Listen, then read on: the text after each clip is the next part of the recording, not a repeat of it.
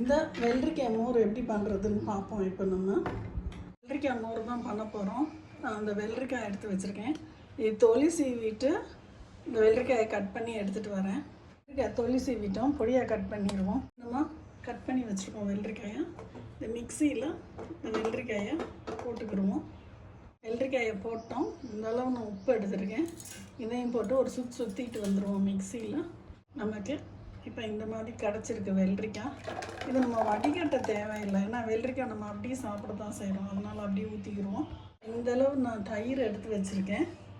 இதை அந்த மிக்சியில் போட்டு ஒரு சுற்றிக்கிடுவோம். வெள்ளரிக்காயோட மோரை அடித்ததை ஊற்றிக்கிடுவோம். இதுக்கு 1 டம்ளர் மோருக்கு நான் 2 டம்ளர் தண்ணி எடுத்து வச்சுருக்கேன். இப்போ மிக்சியில் 1 டம்ளர் தண்ணியை சுற்றி ஊற்றிக்கிடலாம். அப்படியே ஊற்றிக்கோங்க. இன்னொரு டம்ளர் தண்ணி இருக்குது, அதையும் அப்படியே ஊற்றிக்கிடலாம்.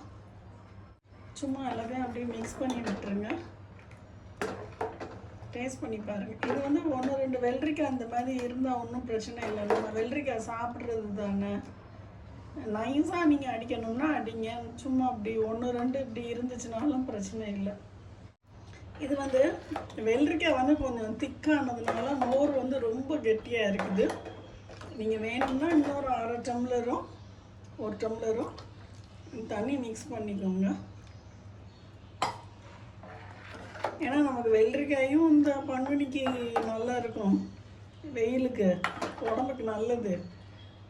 நம்ம மோரும் குடித்த மாதிரி இருக்கும். ட்ரை பண்ணி பார்த்துட்டு சொல்லுங்கள் ஃப்ரெண்ட்ஸ். பாய்.